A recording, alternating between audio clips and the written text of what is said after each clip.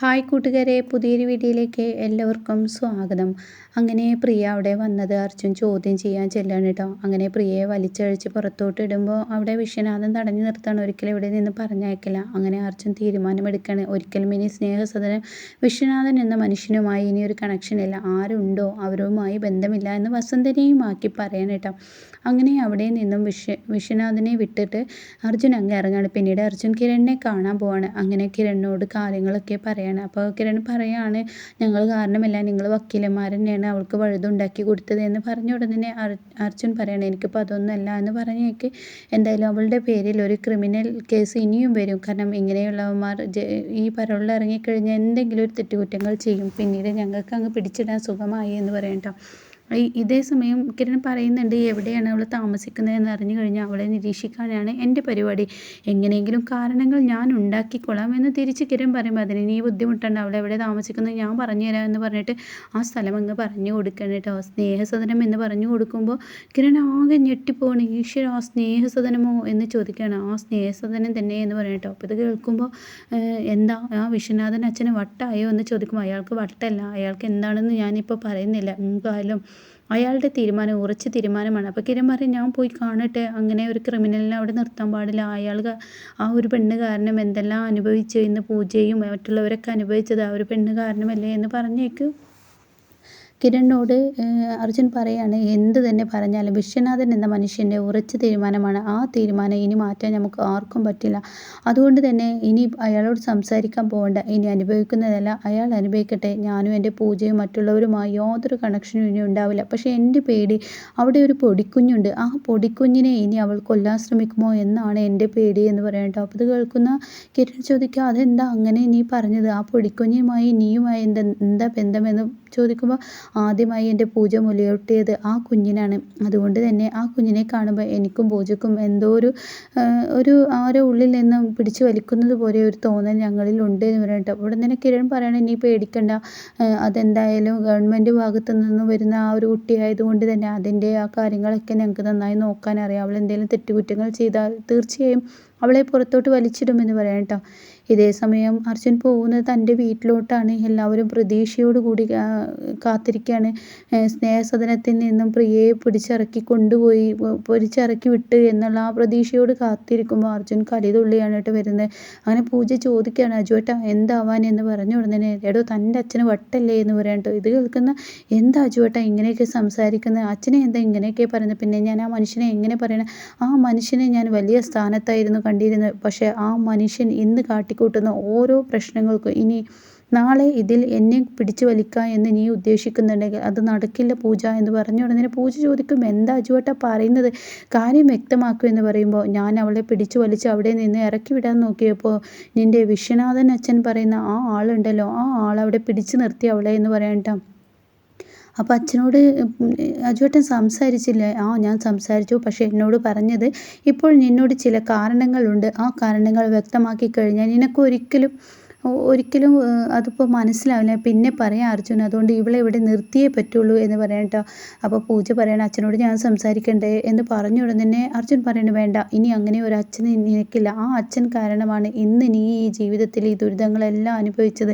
നിൻ്റെ തെളിവുകൾ കറക്റ്റ് സ്ഥാനത്ത് വെക്കാതെ അവിടെ എവിടെയും കൊണ്ടുവച്ചത് കൊണ്ടാണ് ഇന്ന് നീ ഇവിടെ വന്നിട്ടും നീ ഇവിടുത്തെ പേരക്കുട്ടി അല്ലാതെ ജീവിക്കേണ്ടി വന്നത്. അപ്പം അത് പറയുന്നത് ശരിയാണ്, ആ വിശ്വനാഥൻ എന്ന് പറയുന്ന ആ കിളവൻ കാരണം തന്നെയാണ് പൂജ എനിക്ക് ഇങ്ങനെയുള്ള ദുരിതങ്ങൾ അനുഭവിക്കേണ്ടി വന്നത്.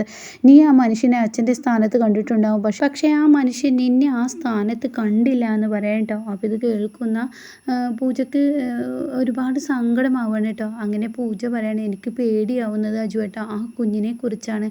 അവൾ ആ കുഞ്ഞിനെ ഇനി എന്തെങ്കിലും ചെയ്യുമോ, ആ കുഞ്ഞിനെ അവളെ പ്രതികാരം ചെയ്യുമോ, അതൊന്നും പറയാൻ പറ്റില്ല. അത് ഞാൻ വിശ്വനാഥൻ അച്ഛനോട് പറഞ്ഞിട്ടുണ്ട്, ഈ കുഞ്ഞിനെ കൊല്ലാൻ പോലും അവൾ മടിക്കില്ല.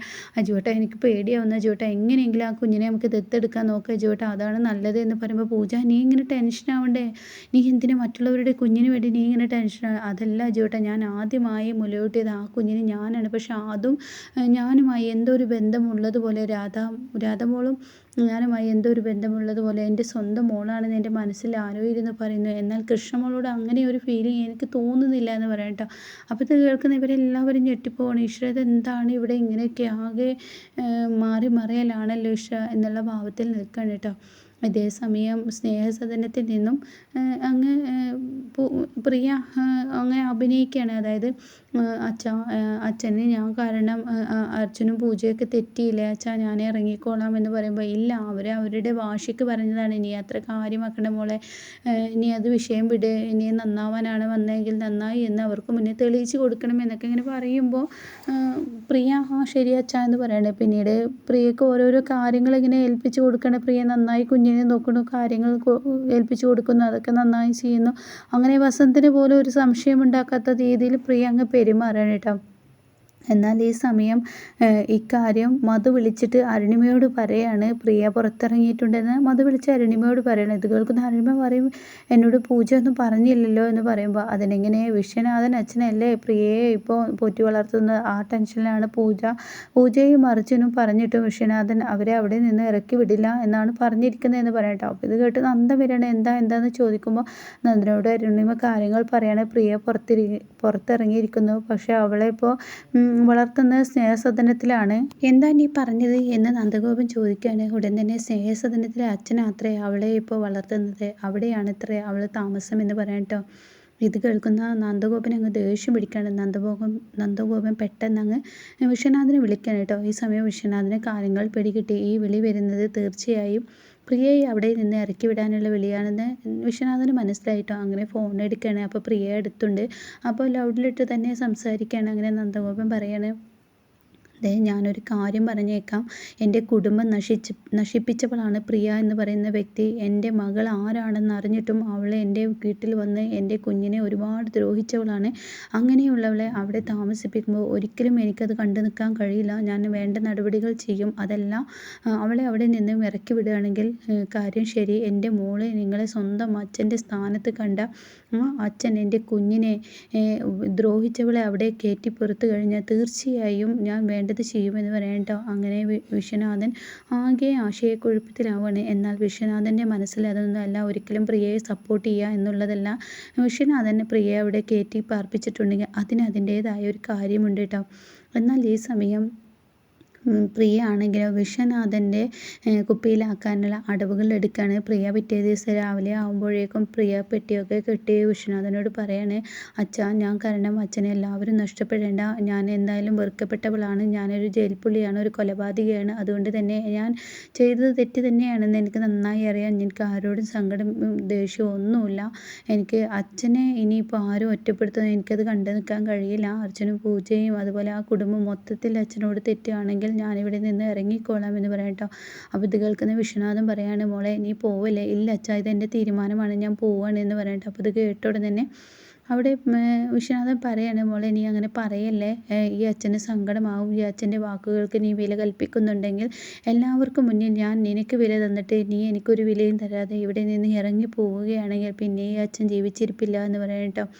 അങ്ങനെ പ്രിയയെ അവിടെ തന്നെ അടക്കി പിടിക്കുകയാണ്. എന്നാൽ പ്രിയയുടേതായ ഒരു ലക്ഷ്യത്തിനാണ് അവിടെ വന്നിരിക്കുന്നത്. അത് വിശ്വനാഥനെ അറിയില്ല. സ്നേഹസദനം അടിച്ചു മാറ്റുക എന്നുള്ള ആ ഒരു ഉദ്ദേശമുണ്ട്. അതുകൂടാതെ വേറെയും ഉദ്ദേശം പ്രിയക്കുണ്ട് കേട്ടോ.